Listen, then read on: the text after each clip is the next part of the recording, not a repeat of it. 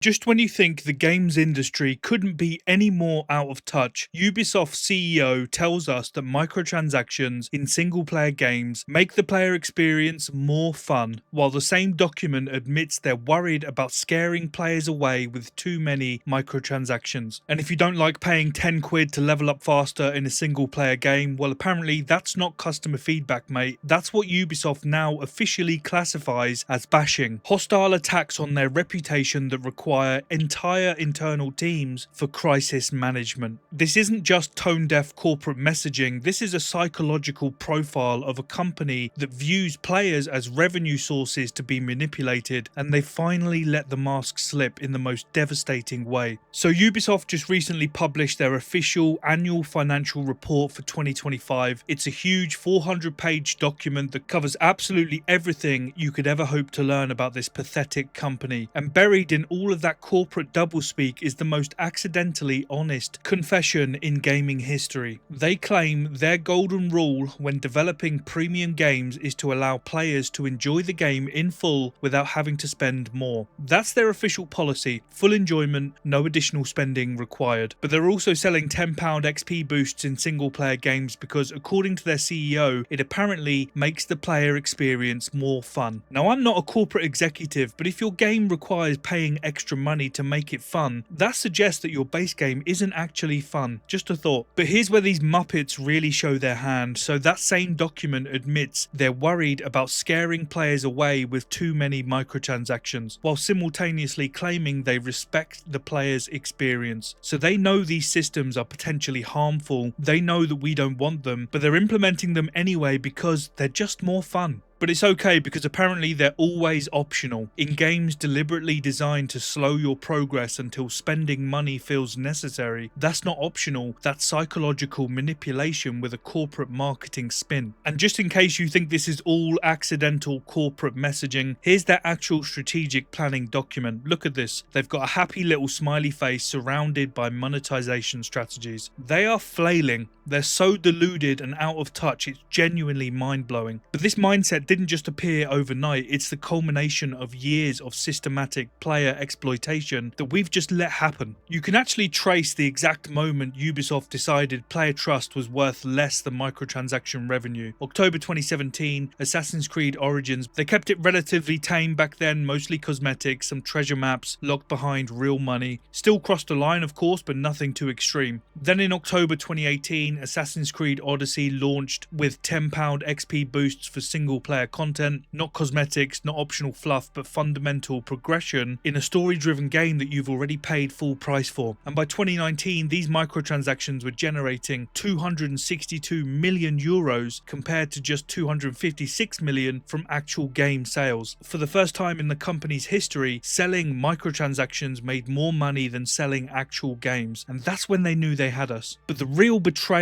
came with Valhalla in November 2020. The game launches clean, reviews praise it for learning from Odyssey's mistakes. You don't need XP boosts, said Game Informer. Progression feels natural and satisfying. And then 36 days later, Ubisoft adds £10 XP boosts anyway. 36 days, just long enough to get past the review cycles, just long enough to secure those launch sales from people who thought they were buying a complete experience. That to me is calculated deception. This is the same company with that golden rule of full enjoyment without spending more. And if you think that's bad, look at Far Cry New Dawn. They took the exploitation to levels that even the gaming press couldn't ignore. Game Informer's review of that was brutal. They said that all of the progression changes serve a dark master: microtransactions, which are front and center in the crafting menu. The continual reminders that you can skip the grind for a few bucks just feels gross. When games media is calling this stuff out, you know it's bad. But here's the thing about companies obsessed with microtransaction revenue. They tend to forget about that whole making games that actually work part of the business. November 2014, Assassin's Creed Unity launched and immediately became a meme factory. The game was so broken, Ubisoft stock dropped 9% in a single day. The Division 2 shipped with a 90GB day one patch. Your physical disc was essentially an expensive coaster. Ghost Recon Breakpoint crashed at startup because they left beta files in the final release. Watch Dogs deliberately hid graphic settings that made the E3 demo look better than the retail game. Like Ubisoft, how about spending some more of that budget on QA and making great innovative games instead of finding new ways to siphon our cash, you clowns. This is the same company that classifies your complaints as hostile attacks on their reputation. But broken games were just the beginning of their assault on their player base, because why stop at selling you incomplete products when they can just delete the ones you've already bought? March 2024, Ubisoft shut down The Crew, a racing game with loads of single player content that could easily function offline. But rather than patch it for offline play, they just deleted it from everyone's libraries. A game that people had owned for years was gone. And their legal justification was wild. They said that players cannot complain they were deceived, because apparently when we bought The Crew, you weren't actually buying The Crew, you were licensing temporary access to The Crew, and Ubisoft could revoke that license whenever they felt like it. And it reached peak delusion when Philippe Tremblay, the director of subscriptions, told us to get comfortable with not owning your games, while they were actively removing games from customers' libraries. Man, I just can't with these guys, like what? But then we finally had enough. The Stop Killing Games petition just recently hit 1.4 million signatures across multiple countries in Europe, forcing EU parliamentary consideration of legislation that could fundamentally change how digital games are sold. But Ubisoft CEO has since responded on that too, in the most willfully blind way possible. He said, "Nothing is eternal. Support for all games cannot last forever." Completely missing the point. Stop Killing Games isn't demanding eternal support. They're asking for basic offline functionality so games can survive server shutdowns. But Ubisoft CEO's solution, and this is a direct quote, believe it or not, "We offered The Crew 2 for €1. €1. It's not a lot of money.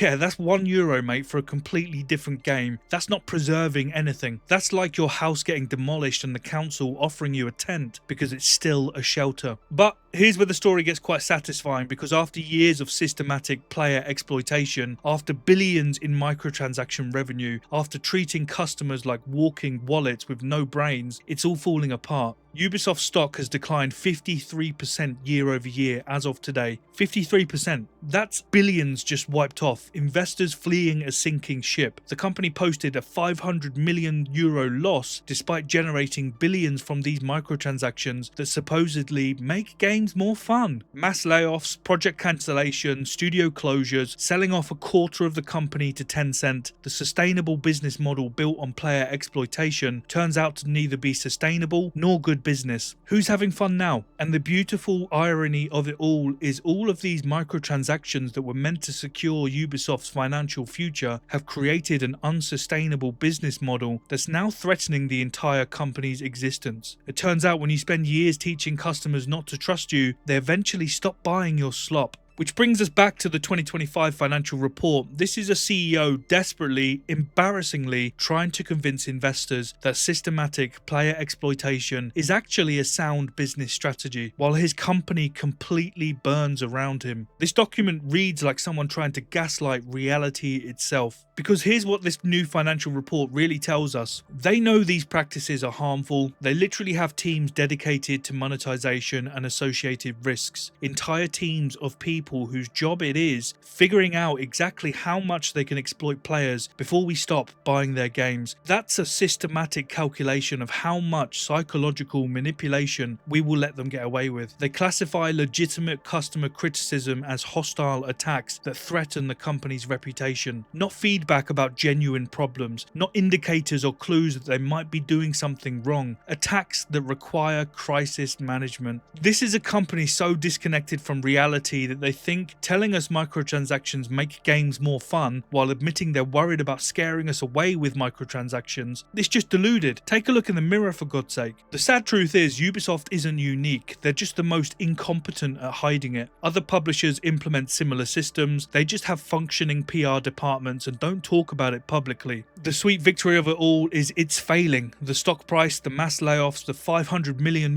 loss, the regulatory pressure, 15 years of treating players like revenue sources instead of customers has created exactly the outcome that we all expected. Times are changing, people are wising up. 1.4 million signatures on Stop Killing Games proved that player tolerance has limits. So when Ubisoft tells you that selling XP boosts in 60 quid games makes your experience more fun, remember, that's exactly the kind of corporate gaslighting that's currently driving them into the ground. Don't let them convince you that exploitation is innovation, because it's not. Anyways, thanks as always for watching, appreciate you all so much. Make sure to like, comment and subscribe to support the channel. It helps me so much more than you realise. Thanks again, I'll see you in the next one.